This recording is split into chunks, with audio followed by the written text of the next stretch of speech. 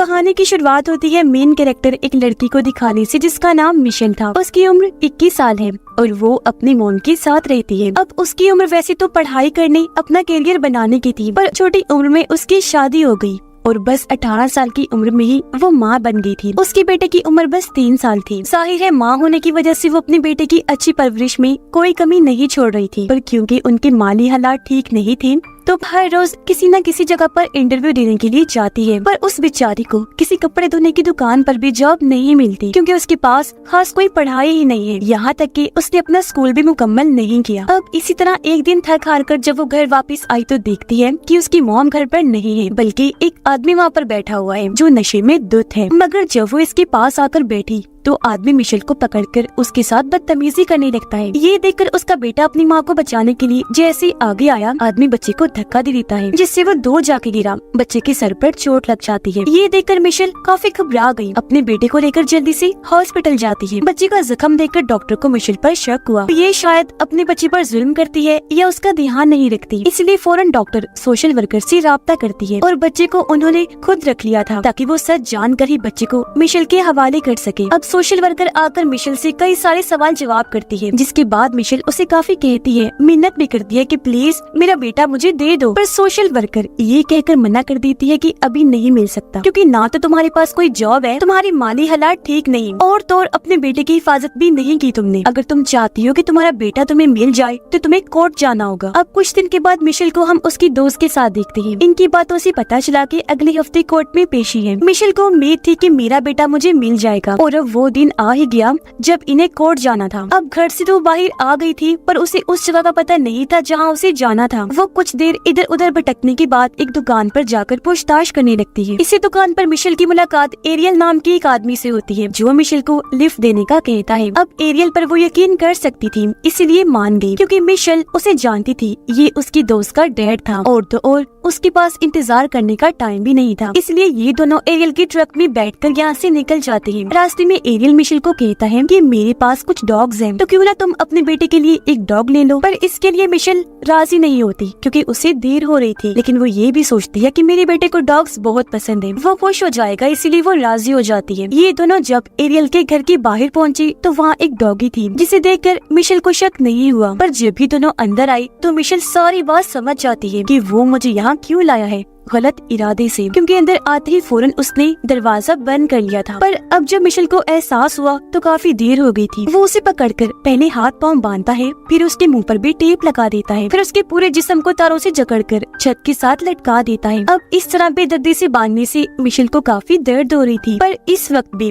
इन हालात में भी वो अपने बेटे के बारे में ही सोच रही थी कि आज अगर मैं कोर्ट ना जा पाई तो मेरा बेटा फिर मुझे कभी नहीं मिलेगा। इसीलिए एरियल से भी काफी मिन्नतें करती है कि प्लीज मुझे छोड़ दो, मगर वो उसकी एक ना सुनकर उसे ऐसी हालत में छोड़कर यहाँ से चला जाता है। अब सुबह से शाम हो गई थी पर वो लौटकर नहीं आया था। उधर मिशेल के कोर्ट में ना आने की वजह से सबको ये लगने लगता है जैसे वो अपनी जिम्मेदारी से भाग गई है, जानबूझकर कोर्ट नहीं आई। यहाँ तक कि उसकी मॉम को भी यही लगता है कि एक बार पहले भी मिशेल ने लापरवाही करके अपने बेटे को चोट लगवा दी और अब फिर से वो इस जिम्मेदारी से जान छुड़वाना चाहती है क्योंकि उसके ताल्लुकात अपनी मॉम के साथ भी ठीक नहीं थे। इसलिए रात तक भी जब वो घर वापस नहीं आई तो किसी ने भी उसे ढूंढने की कोशिश नहीं की। उधर 2 दिन तक ऐसे छत से लटकने के बाद आखिर एरियल आकर उसे नीचे उतारता है। 2 दिन से उस बेचारी ने कुछ नहीं खाया था, उसकी हालत काफी खराब थी, मगर इस हालत में भी वो इंसान की शक्ल में जानवर एरियल उसके साथ गलत कर देता है। फिर सीढ़ियों के रास्ते घसीट कर उसे बेसमेंट में लेकर गया, एक बार फिर गलत करने लगता है,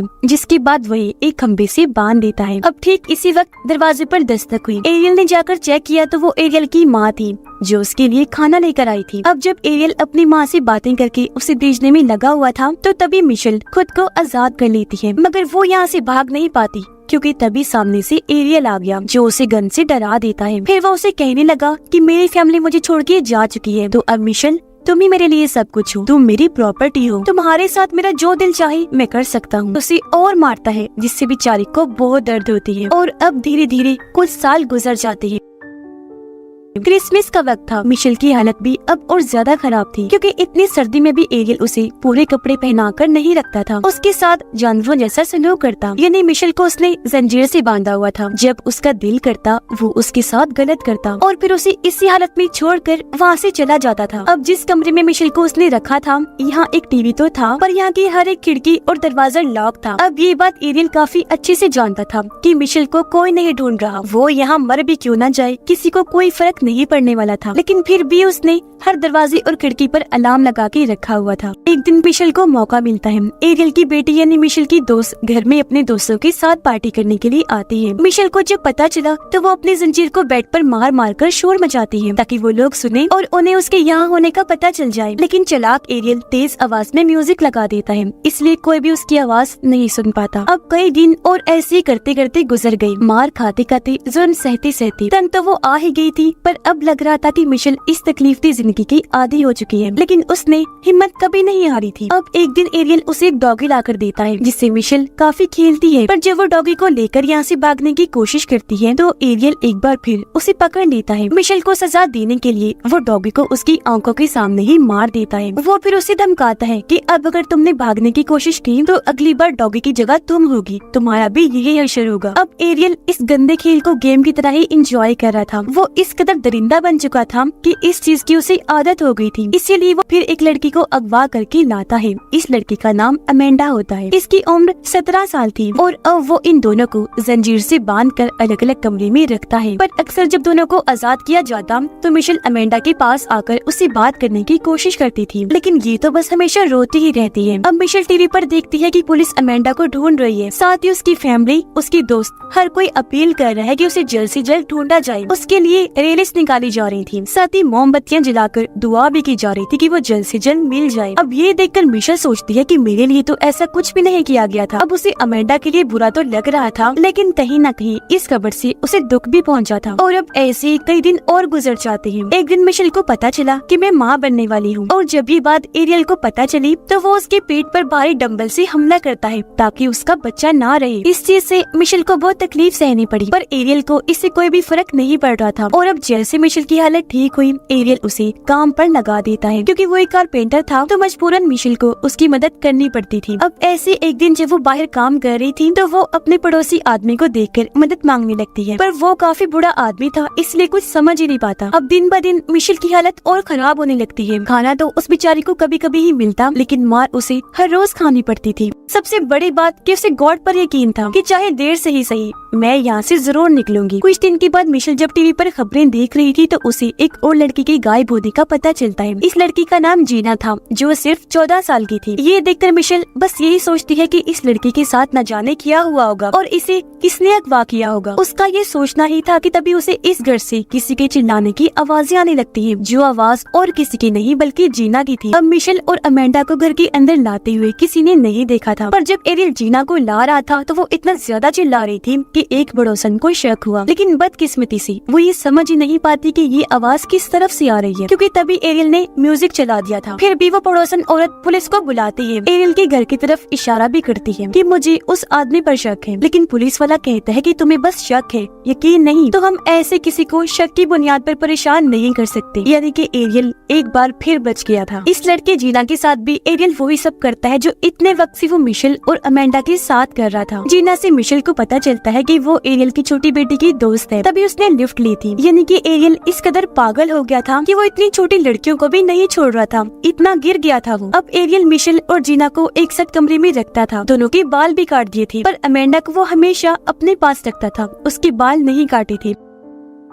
जीना के लिए भी टीवी पर खबरें चलने लगती हैं। उसकी मॉम डैड कैमरा के सामने आकर अपनी बेटी के मिल जाने की दुआएं मांग रहे थे। जगह जगह लापता होने की पोस्टर्स भी लगाए गए थे और ये सब कुछ वहाँ बैठी जीना देख पा रही थी। जीना के अंदर तो बिल्कुल हिम्मत नहीं बची थी, पर बड़ी बहन की तरह मिशेल उसे हौसला देती है, संभालती है, उसका हौसला बढ़ाती, दुआ करना भी सिखाती है। अब एरियल मिशेल के सामने ही जीना के साथ गलत करता था। उसे रोककर मिशेल कहती है कि इसके साथ प्लीज गलत मत करो, बेशक मेरे साथ कर लो, पर एरियल उसे ये कहकर मना कर देता है कि तुमसे कोई प्यार नहीं करता, ना ही कोई तुम्हें ढूंढने के लिए कुछ कर रहा है, तुम्हारा कोई भी इंतजार नहीं कर रहा, तो तुम्हारे साथ गलत करने का इतना मजा नहीं आता। और अब ऐसे ही कुछ दिन और गुजर जाते हैं। एक दिन मिशेल और जीना टीवी पर देखते हैं कि अमेंडा की मोम की मौत हो गई है। वो बेचारी अपनी बेटी के लिए ही रोते रोते मर गई। अब कुछ दिन के बाद इन्हें पता चला कि अमेंडा माँ बनने वाली है और इस बार एरियल ये बच्चा रखना चाहता था। अब जब मिशेल माँ बनने वाली थी तो उसने मार मार कर उसका बच्चा खत्म करवाया, पर अमेंडा से ये बच्चा चाहता था। ये सोचकर उन्हें काफी हैरत होने लगी कि अब क्यों उसे बच्चों से प्यार होने लगा। अमेंडा की एक बेटी पैदा हुई जो बहुत प्यारी थी। अब गन पॉइंट पर मिशेल को बच्चा पैदा करने में उसकी मदद करनी पड़ती है। खैर वक्त के साथ साथ वो बच्ची बड़ी हो रही थी, जिस वजह से उसकी माँ अमेंडा को थोड़ी अहमियत दी जाने लगी। मतलब उसकी जिंदगी पहले से बेहतर बना दी गई थी। पर मिशेल और जीना की जिंदगी तो पहले जैसी ही बदतर थी। यानी हमेशा सड़ा हुआ खाना, कभी कभी नहाने का मौका और थोड़ी सी आजादी जो वो टीवी वगैरह देख ले। अब यहाँ मिशेल के साथ एरियल का रवैया ज्यादा ही सख्त था। वो उसे 4 दिन का सड़ा हुआ खाना देता, वो भी 2 दिन के बाद। साथ ही काम भी वो ज्यादा करवाया करता था। वो पुरानी हो गई थी,